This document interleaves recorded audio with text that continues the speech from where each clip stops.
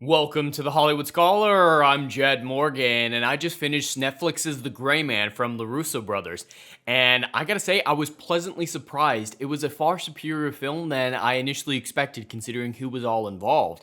And it just harkened back to the days of Winter Soldier, which is still my favorite Marvel movie. I know a lot of people have torn it apart in the last few years, and it's not exactly popular on YouTube in certain spheres, but I just have to implicitly love that film. It's what made everyone else realize that Captain America was cool, something I'd known from the beginning, but it became mainstream at that point. But yeah, all the best parts of Winter Soldier were evident in this movie. I mean, it's the same directors. They're just really good at these spy thrillers, and that really came through here. And a lot of great action, a lot of great intrigue. I think the intrigue may have been the weakest part of the film, like the mystery that was being solved, what was going on. It was a little bit generic, but the characters involved were so rich and so full, and the fight sequences were so dynamic and vibrant that it totally made up for any issues with the mystery being a little lackluster. One of the other major issues besides that is the CIA villain who was behind it all. He was a little generic, honestly. They tried to make him extremely intimidating throughout the film, but it never came across that way,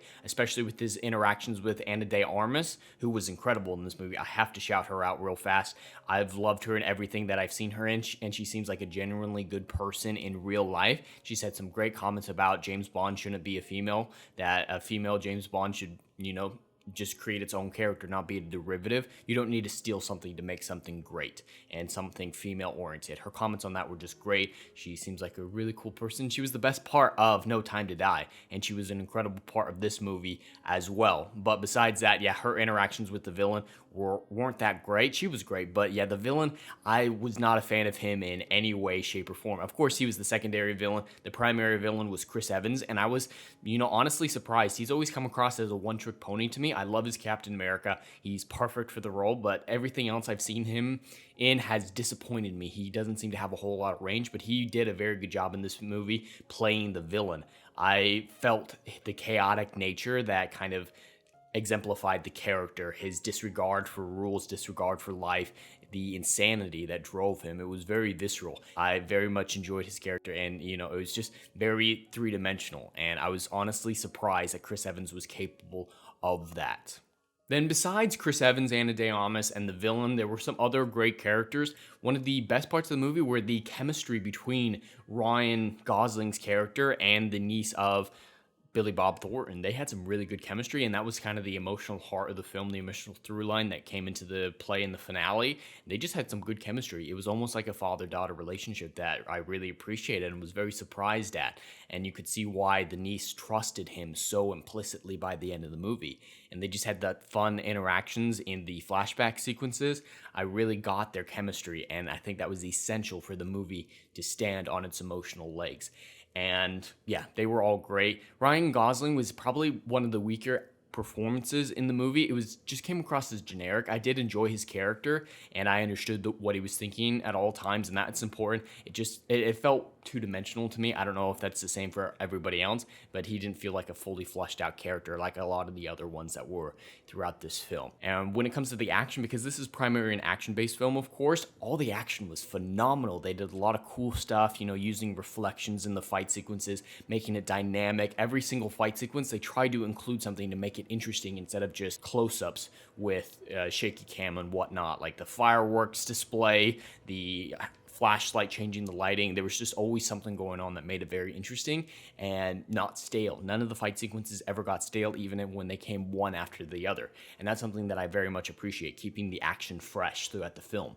And the movie did an incredible job with that.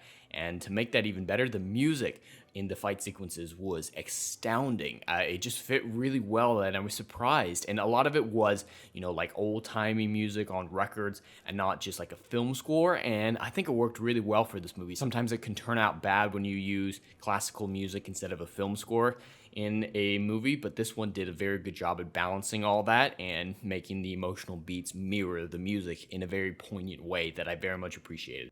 And despite the mystery being a little weak, it was still a very tight story. every scene tied together in a logical manner. And that's not always something that you can guarantee in the current day Hollywood movies. But yeah, everything tied together so well, with characters making decisions that made sense for them, with one exception.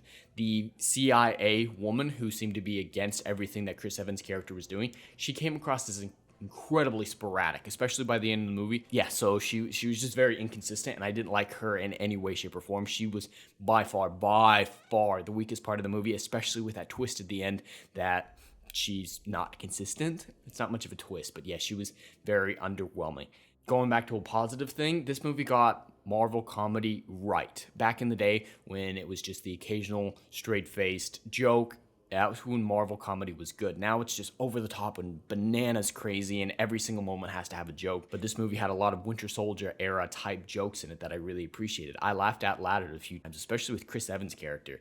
He came across as pretty funny in a lot of sequences despite his villainous and insanely bloodthirsty role. And it was overall just a really enjoyable experience that I was immensely surprised by. I didn't think I'd enjoy this movie all that much. It seems like a generic action movie. I know a lot of people liked Extraction with Chris Hemsworth.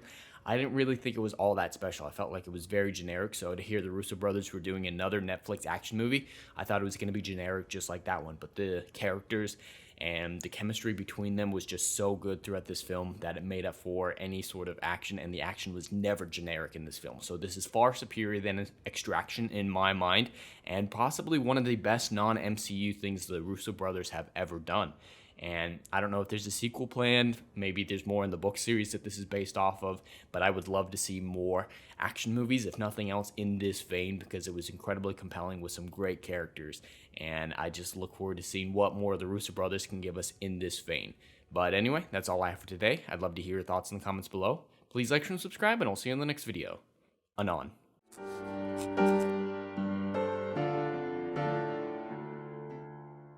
If you like what I do here and want to see good, compelling stories that Hollywood will no longer give you, check out my book series, Odyssey of a Phoenix, a mythological epic about philosophy, morality, and modern-day mental illness issues. Books 1, Down in Flames, and Book 2, Apocalypse Then, currently on sale. Book 3, Kill the Dark, coming soon.